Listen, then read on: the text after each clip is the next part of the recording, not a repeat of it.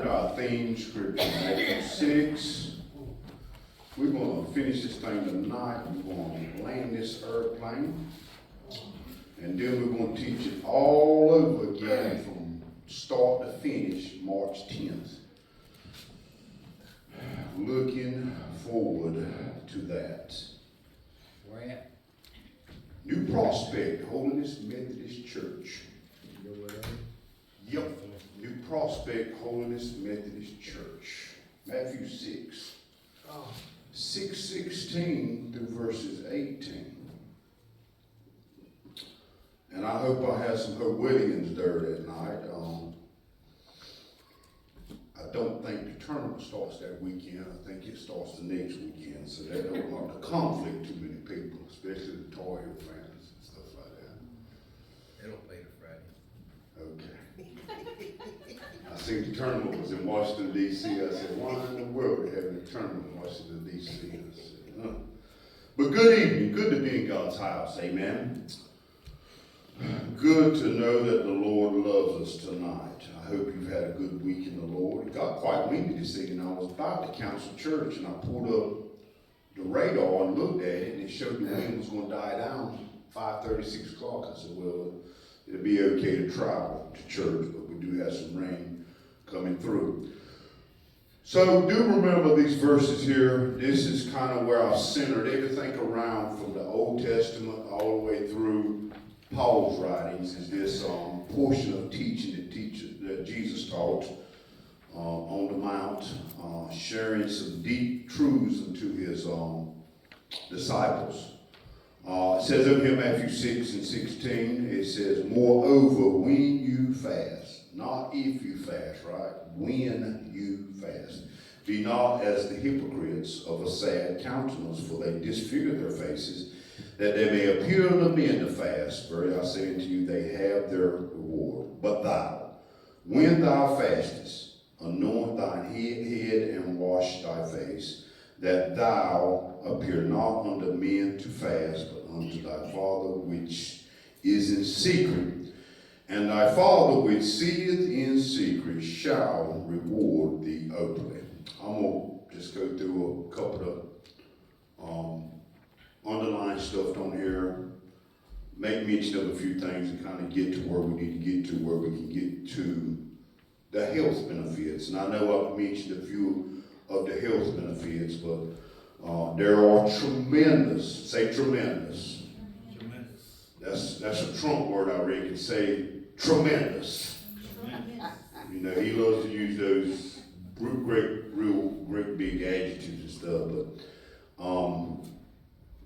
there are tremendous, I can't overemphasize this to people that hear this teach here and people that hopefully will view it on the internet. As I mentioned earlier, I don't jump on every train that comes by when it comes to teaching a series. I study the Bible first, and as you see, there's many Bible references in here. We have went over some good stuff. We have went over so many different scenarios that you and I may face as Christians that fasting is another tool that can provide help that we need.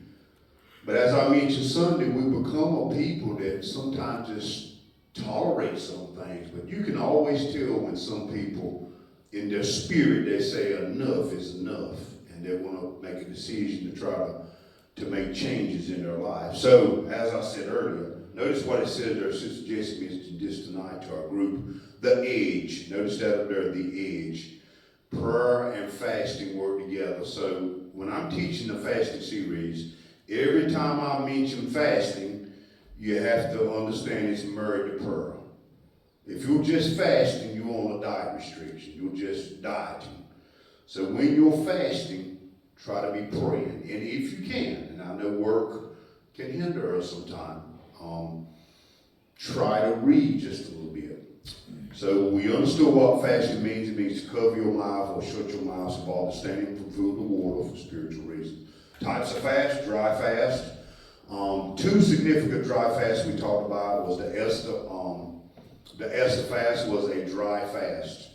And the Paul fast Saul was a dry fast. For 3 days, they did not drink nothing or eat nothing. And I want you to think about that. See, you should get in your silent place, your secret place, and think about that these two 72-hour fasts were significant to spiritual life. Esther had her fast, called her maidens, and called certain people in the Shushan palace to fast. And when she got done fasting, life came back. The tables turned. There was a turnaround. That's where we get the feast Purim for. And they still celebrate Purim today, the Purim feast. It means that God turned it around. Think about the Apostle Paul in his 3 days without food or water. What happened to him? He brought life to the Gentile nation. And he didn't only preach to Gentiles. Paul preached and used the opportunity every time to preach to somebody. Dry fasts are very dangerous. The body cannot survive without water. You have to be cautious when you go beyond 3 days with no water. Your body's made up of what percentage of water? Somewhere around 70-some% of water. So you have to be real careful with an absolute fast. Please be careful.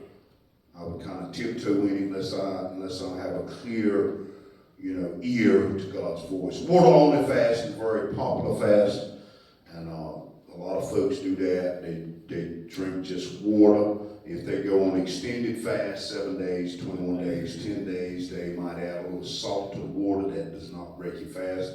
The only thing that break your fast is carbs and stuff. You can add a little salt in there.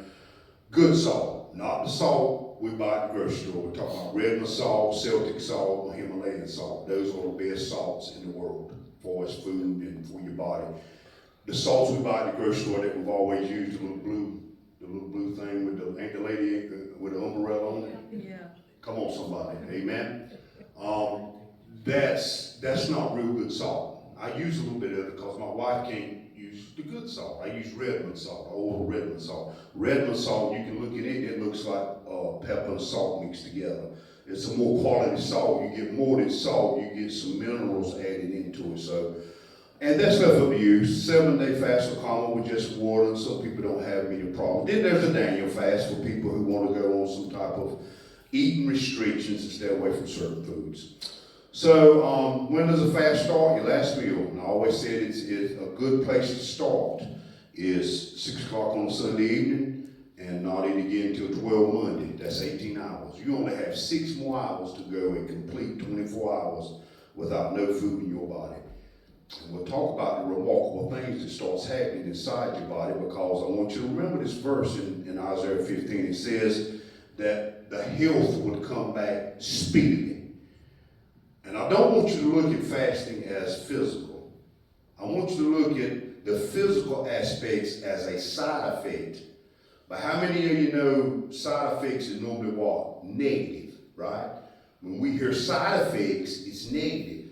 I'm using side effects because if you get your eyes on what God's doing with your body physically, then you're not doing what you need to be doing as far as praying and fasting. So, a lot of remarkable things going on. Hopefully we can get through most of that tonight. So remember that. That's a good place to start. 6 to 6 is good. I don't suggest anybody that jump out there and say, man, I'm going 40 days. Yeah, go ahead. You can do it. There's churches now practicing 21 days easy.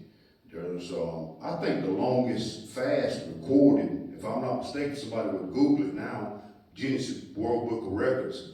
I think one guy fasted 368 days, but he was real huge, and he lost hundreds and hundreds of pounds. Lost, I think it was over 200 some pounds. So for a man to be able to fast that long, I mean, you think about that, y'all. No food for that long. Just blows my mind. Did you look it up, Lauren? Okay, see if you can find it. I heard that, but we can validate it here and do a little bit more research on it. Let's move on. Let's move quickly. Let's go to our second sheet. The only thing I want to mention here, the word fast or form of it is found around 50 times in the Old Testament, King James Version, 26 times in the New Testament, King James Version. It was hard to give the exact count because fast is a what? Homonym. The word fast means fast. And so think about that. Fasting will accelerate things spiritually, okay? Understand that. Fast means when you smash your pedal to the floor and you go. You get there quickly. Fasting does accelerate as well. Don't forget that. Drop down with me or just listen to me. If you see a phrase that says they're afflicting their souls, they were probably fasting. Or they humbled themselves, they were most likely fasting in the Bible. Remember what Richard Owen Roberts said 300, 200, 100 years ago, fasting was of great importance to Christians. Whenever you study church history, fasting was a fundamental discipline of George Whitefield, John Wesley, and Brother Adrian, you weren't here last week, but if I had the opportunity you got now, because you're starting your ministry, me and Preacher Charles, we're in the sunset time of our ministry. You got an opportunity to be far greater than him and I put together. You must add fasting into your toolbox. John Wesley fasted 10 days every quarter, bread and water. And he would not ordain a minister unless that minister was going to fast twice a week, Wednesday or Friday. You have that opportunity, brother. Put that in your arsenal. I wish I had the knowledge that I had now when I first started preaching back in 2001, 2002. Did you get it? It says 382 days. Okay. How much weight did you lose? The one I found didn't say this. He fasted from, it was in 1965 to 1966. Yeah. You see, we hear stuff sometimes, y'all, but I believe these records in the Genesis Book of Records because people are trying to break these records often, all the time. And, that's a long time. But these bodies were first what? Before sin tamed them, what was these bodies designed to do? Live forever, right? What happened? What's the disease we all got? Sin. We all are broken and apart from God. Sin is a sickness. And sometimes we sin, and we know we're sinning, which is far worse than, sinning in ignorance. God doesn't punish us as severely or at all sometimes when we sin ignorantly. But when we sin willingly, then he's going to punish us. Fasting doesn't change God, it changes me. So let's move on. Remember this statement here. Remember, life is a series of beginnings and endings. We talked about fast proclaimed in the Old Testament. Wonderful, wonderful examples of fasting in the Old Testament. We use 3 words: problem, proclaim, and progress. And we asked y'all, has the temptation for food ever got man in trouble with God? We said yes, didn't we? Genesis 3, right, Brother Willie? Also got Esau in trouble. So we see that, I told y'all this. I always had my board meetings in Macedonia on a Saturday morning or occasionally through a weeknight. On Saturday mornings, I never went into a board meeting eating. I never ate nothing. I always told them, I said, guys, stay away from pork and stuff like that. I said, because not all meetings are good. That was just the wisdom the Lord gave me early on in the ministry. I said, just come. And believe me, there was sometimes Brother Don's stomach was growling, my stomach was growling, so I knew that they didn't eat, but the meat seemed to turn out a little bit better. As I said earlier, I don't eat on Sunday morning. I've practiced that the whole entire time I've been preaching the gospel. Just never eat on Sunday morning. I eat my first meal when is breakfast? Well, that's a trick question there. First meal of the day. See? You get a 100 with little smiley faces down. Breakfast would be your first meal of the day because you break your fast. My first meal of the day now, sometimes 5 and 6 o'clock in the evening. That's my breakfast because I break what? My fast.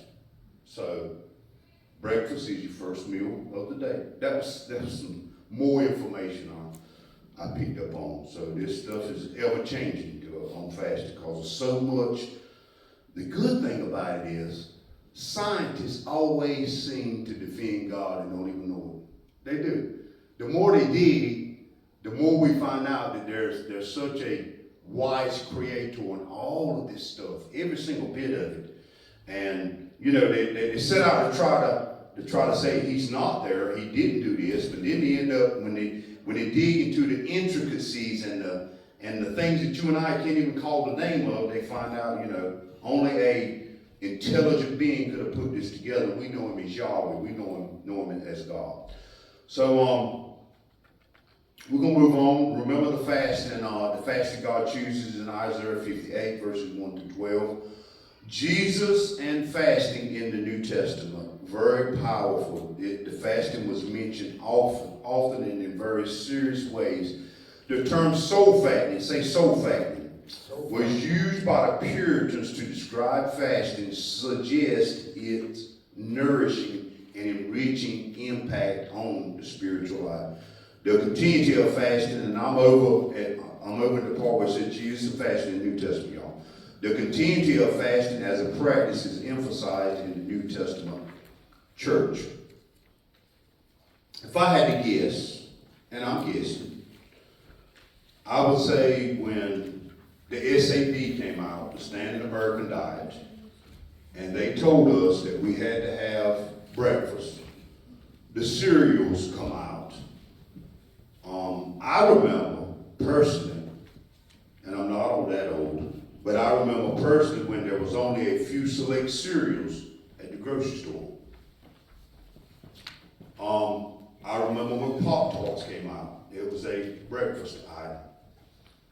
One of the best things you can eat if you eat breakfast is a very lightly cooked egg, not cooked real hard. Very, very healthy for you. And the yolk. They give the yolk a bad name, but the yolk is actually the best part of the egg for you. Fasting probably started getting limited when the SAD came out, which is Standard American Diet. And you know, that even got worse on us, y'all, because they told us we had to eat 3 meals a day. Well, our forefathers didn't eat 3 meals a day. Why? They had to go hunt their food. That's why we call our people, our native people, hunters and gatherers. Because they had to go hunt food, and they had to go gather food, and they had to fix the food and all these things here. They did store a little bit of food. They dug down in the earth where it was cool and they were able to store. I don't know how much food they could store, but they were able to store. So that's why the body was designed to go without food for so long, because in the winter, what gets scarce? Food. Food gets scarce in the winter many, many, many years ago. And so the body was designed to keep moving along until spring came, and then it was time to start back hunting and gathering again. So fasting in the Gospels, we went over several things. We talked about Matthew, where it said this kind can only come out through fasting and prayer. Jesus said that we need to fast when the bridegroom's gone, which is him. Age doesn't matter. Luke 7, we talk about health does.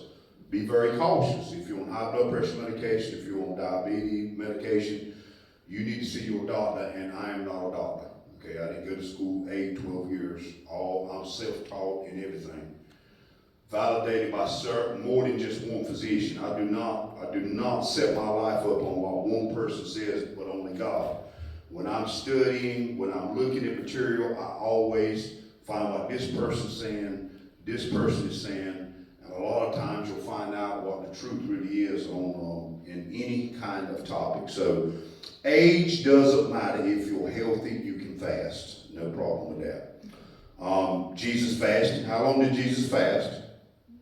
40 days. Most scholars say he did drink water. Who else fasted 40 days? Come on. His name began with M. And who's the other one? Elijah. Where did all three of these appear at? On Mount Transfiguration. So think about that. You had 3 guys that fasted for 40 days, and they appeared in an elevated place. I'm going to start right there. Think about that. They appeared in an elevated place. When Peter woke up, he knew who the other 2 were. So what does that tell you they had at that time? They had drawings or had stuff cut out of wood. They knew who was up there, Moses and Elijah. Think about that. So those three appeared together on the Mount of Transfiguration. As I said, Jesus fasted. See, that's enough for me. But when you find out that the Apostle Paul fasted, the man that wrote 2/3 of the New Testament, then that validates it even stronger to me that it is a discipline that needs to be put in my toolbox. And it needs to be a discipline that I need to be prompt to use. Prayer's not the only way out. I got a quote around here. Remember how not to fast. Who's the person that showed us how not to fast? Y'all remember? The Pharisee and the publican. Which one taught us how not to fast? The Pharisee. Remember?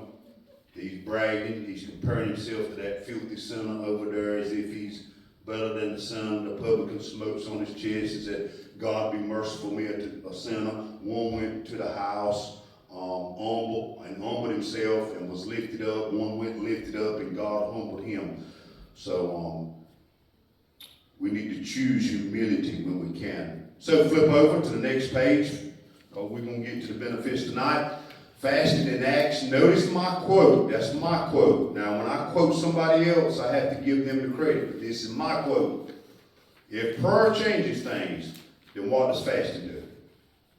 We agreed that that's true, ain't it? All of us did. We've heard it all our lives as Christians. That prayer changes things. Then what does fasting do? Think about that. Went through the book of Acts with Paul. Went through Acts 10 with Cornelius. Went through Acts 13 when commissioned preachers for mission work. And we set aside the elders apart for the church work. They were commended to the Lord to do that work. So we're going to start at verse 5 tonight, at number 5. And notice what I said here. Same thing I preached on Sunday. Fasting during desperate times. When you're in times of desperation, y'all, it's normally a time where we can make some real bad decisions. So Paul and them was in a very desperate time. In the context of Paul's journey, that's Acts 27:9. That's a whole story there, y'all, you'd have to read. In the context of Paul's journey to Rome, fasting is mentioned during a perilous time at sea. The crew and passengers facing a dangerous storm and staying for food 14 days, demonstrating a sense of desperation and seeking divine intervention. Out of all the people, I think it was 276 souls, I think it was, somewhere around there, was on the boat. Remember, the Apostle Paul was the only one that heard from God out of all those people. And Paul finally told them to eat, and they ate. Remember, there was two waterways that come together, and that's where the boat struck ground. Remember, the boat just fell all to pieces. And what happened to the people in the boat? What was the promise that was made in that story? No soul would be what? Lost. And some of them swam to the bank. Some of them floated on parts of debris to the bank. Because out of 276 people, not everybody could swim. Some of them floated on wood, but they all made it to the bank. So as I said Sunday about Hannah, what do we point out about Hannah? She did not eat this year. It does not spell explicitly that Hannah fasted, but she did fast. Remember the dare I gave you Sunday. I dare you to be different. Be different. Christians are different. We're different from the world. And Hannah got what? What did she get during her desperate time of praying and fasting? She got her man-child, didn't she? What did she do with her man-child? She said, here, Lord, he's yours. She lent him, she loaned him back to the Lord. So, we need to fast during desperate times.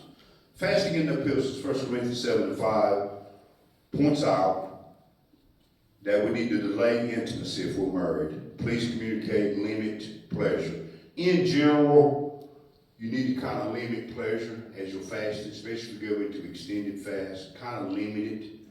I'm not saying can't put on a sad countenance, but just be careful with pleasure. I don't want your mind to get off of God and get off of prayer. Now, let me say this about this. Let me read this first. This verse advises married couples to engage in fasting and prayer as a means of temporary abstaining from physical intimacy. The emphasis is on mutual consent and a focused period of spiritual devotion. Now, I just don't look at my wife and say, I'm fasting. That's not right. I should have a conversation with her. I should know her needs, she should know my needs, and then there should be an agreement. Yes, go ahead and fast. I told y'all Rebecca, me and her done a fast together, and she experienced that 48-hour dopamine release that happens during fasting. If you know anybody that's dealing with depression, they're starting to treat depression with fasting. 48-hour fast gets all that serotonin, dopamine levels up, and she was so happy. She said, "Daddy, I feel so good." I said, "I tried to tell you." And she said, "You know, it's hard for you youngers to look at you and say, 'Daddy, you were right.' But boy, it tickles me when they do, Brother Clark. They'll write me a letter sometimes and say, 'Daddy, you was right.' I said, 'Okay, thank you, but I still love you.' And she said, 'You was right.' I said, 'I tried to tell you what it does with the body. It cleans the body out. Things happen inside of your body. Food cannot provide all the nourishment we need. We are now learning that, y'all. Okay, so please speak with your spouse and say, 'Hey, you know, me and Laura's got something to talk about. I'm seeking direction from the Lord. I'm going to fast from Sunday 6 p.m. to Wednesday 6 p.m., 72 hours, whatever 72 hours is, in that period, or 48 hours or 24 hours, and then he's back into it. Now, do remember, I told you, the longer the fast you go on, you can't just start eating again. You can't, remember I told y'all one man died, he fasted 40 days, he went to In-N-Out, a big, fine burger franchise, he fasted for 40 days, he went in there and he overate and he died. Remember, your intestines are calming down. Your microbiome inside your intestines are resetting, just like Joe. If Joe just come from a stomach bug, one of the best things he can do is fast to get his microbiome back. See, I had that same, I call it a stomach bug from hell, when you lose 10 pounds in 1 week. If I'd have knew fasting, I didn't know this when I had mine, but if I'd have knew fasting would have reset my microbiome, I'd stay sick 3 months from that virus.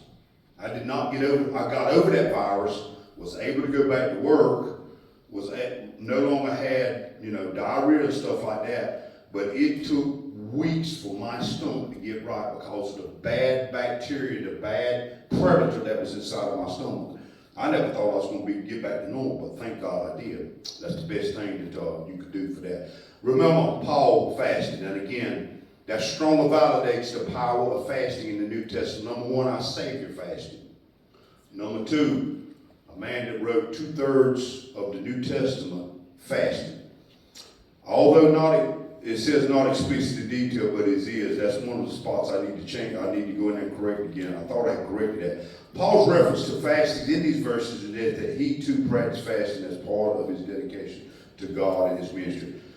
Paul said his fasting, he mentioned these references I had here is in his response to defending his apostleship.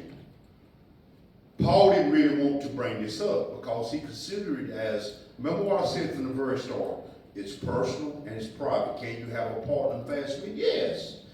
Some of us have real close friends that we depend on, that are people we can tell anything in our lives, and if they're able to fast, yes.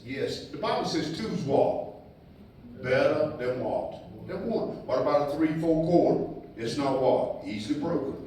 Remember those things here. You can fast like that, as long as you keep it in secret. So let's go to the benefits of fasting. Let's talk about some physical stuff going on. Number one, detoxification. Fasting is seen as a means of detoxifying not only spiritually but also physically and mentally. Remember what I said about the grocery store. Where's the most unhealthiest food in the grocery store? In the middle. Search behind me. Anytime I tell you something you doubt, please search behind me. Do your own investigation. Everything in the middle has multiple of ingredients. You got your ATE on there. ATE is the last word, phosphate. Then you got your OSE. All them are drugs, chemicals. Y'all know that, don't you? The FDA approves don't even sound right, approves a certain amount of chemicals in food. Guy was doing a video today on cookies, and this guy here is dynamic. He's just awesome with clean eating, and it costs to eat clean.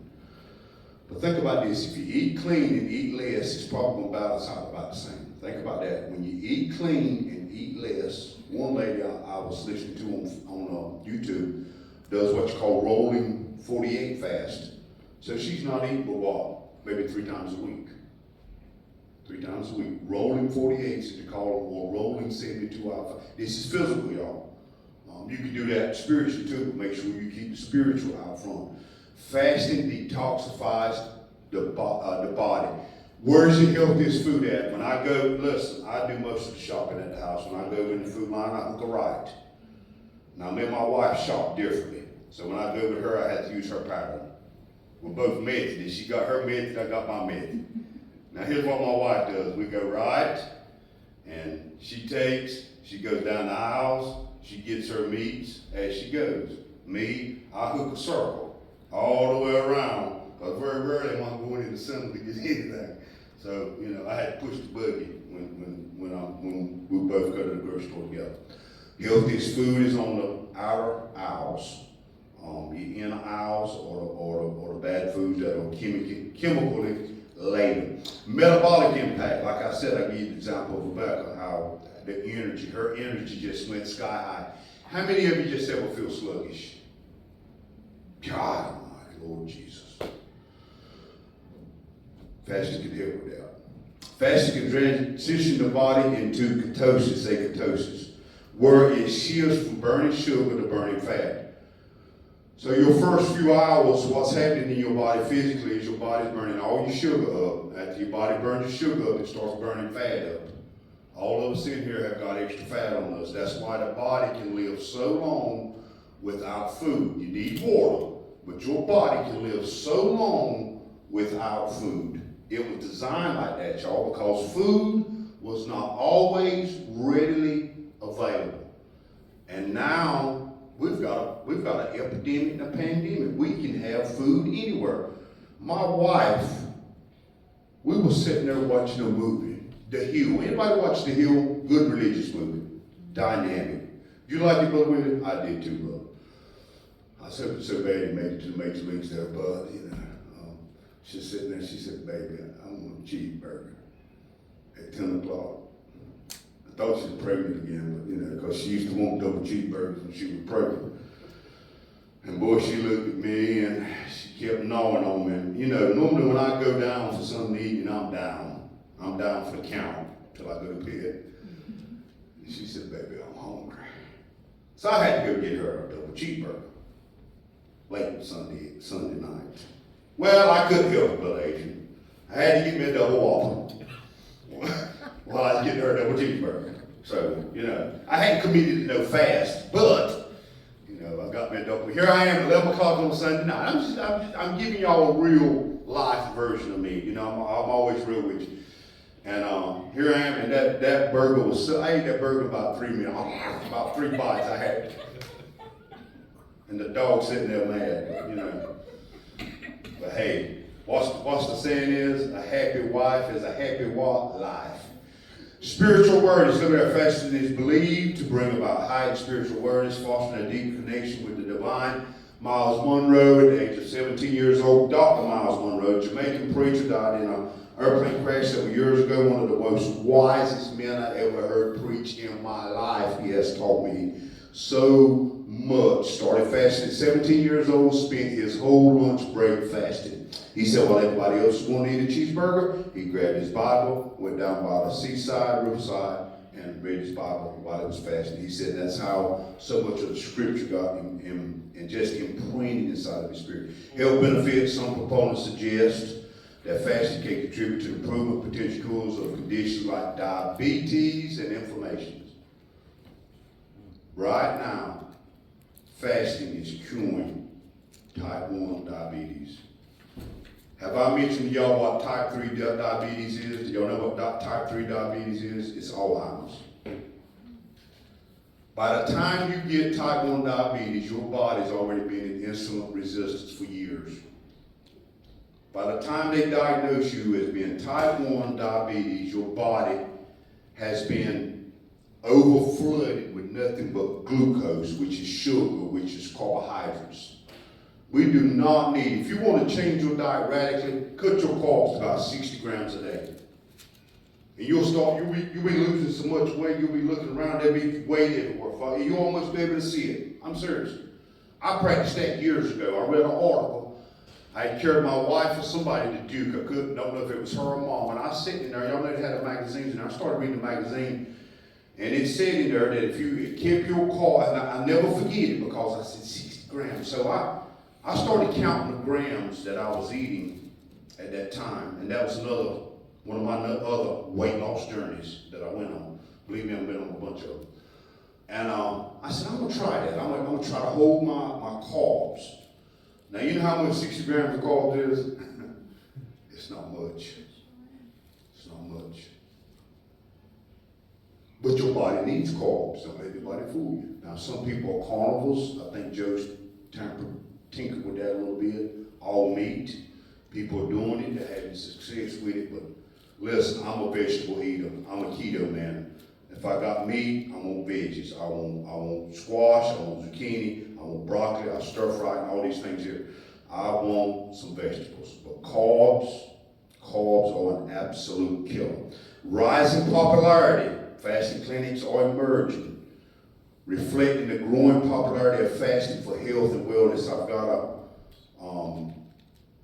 at the last page here is some recommendations I give you. There's a lady out in Germany. I've listened to a bunch of videos of her. And you look at her, and her face glows. She just looks like she's so healthy, but she's another woman or another person that started fasting at the age of 17 years old. And she has done probably, as far as fasting studies, she's done more studies than just about anybody. People come to her clinic and stay there. She monitors their blood pressure. Right now, fasting is shrinking tumors. Actually shrinking cancerous tumors right now. Those are the type of studies that are going on. Why will our government be against that? It don't cost nothing to fast. I mean, if I went on, I'd be almost scared to go on a 21-day fast without checking in with my doctor, at least weekly. And I can do that. Where I stay, my doctor's right around the corner. I want my blood pressure taken, maybe do some blood work. But at her clinic, they go in there and they live there. And they monitor them every single day. They make sure they're good, nothing's happening with them, and all these things here. So fasting clinics are emerging. There is a place in Ellaby that is, it's called a fasting retreat. They just give you a room with no TV in it. And they want some money too, Brother Rick. I said, I don't need to pay off for that. I can do that at the house. Yeah, I don't need to pay, but there's a fasting retreat right up in there because I'm doing a little searching, looking around. Skin health, fasting does have positive effects on skin health, addressing certain skin problems. Why do we have acne? Where does acne come from? It comes from food. It's too much of something inside that food that's producing these acne breakouts that we have on our face. Disconnected from the world. Fasting is a way to disconnect from worldly distractions, allow for a focused spiritual and mental state. Financial savings. Anybody want to save some money? Say, yeah. Abstaining from regular meals during fasting periods can lead to financial savings. Not only that, you save time. How many of you know it takes a while to cook a good meal? Now, I love to cook. When I cook right. When I grill for 3 or 4 days. And when I cook, I want to cook my vegetables. I don't like to freeze my food now. I want to go buy my food. I'm blessed to be right there at the grocery store. My grocery store is a half a mile from my house, Food Line. Another grocery store a mile from the house. I can go there and get my stuff and get it fresh and clean it up. The phenomenon in prescription fasting is recognized as a growing phenomenon, both spiritually and physically, and it's prescription found in biblical teachings. Digestive rest, fasting is said to give rest to the digestive system, allowing it to recover and function more efficiently. The validity of fasting is undeniable in the Bible. These are my quotes now. Fast to improve you, which will improve your church, which will improve the world. Now look at the last page. I want to tell you a little bit about this. I know I'm going to run over a little bit, Joe, and I'm going to need to finish tonight. Dr. Mindy Peltz is how I got really latched back in on fasting. I got latched in it around 2007, 2008, and kind of faded away.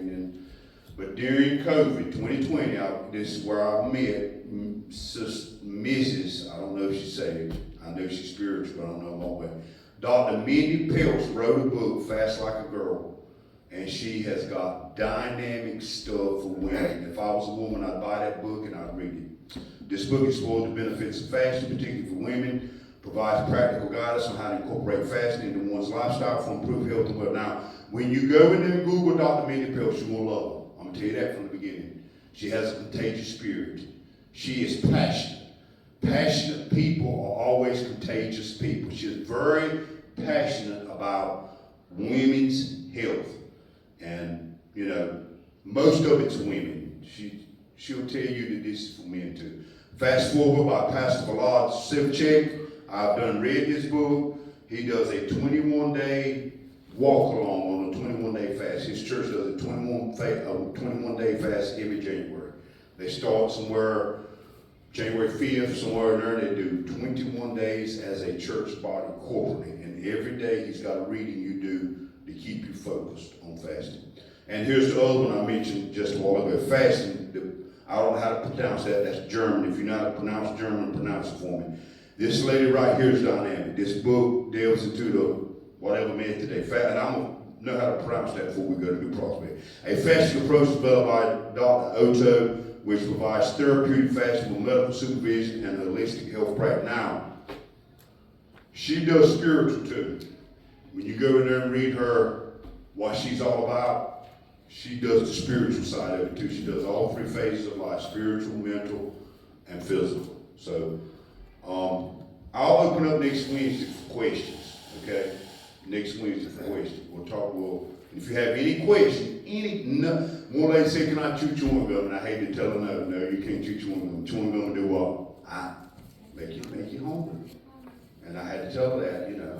If she wanted to try it, that was fine with me, but I wouldn't chew chewing gum back here because it's going to make you hungry, okay?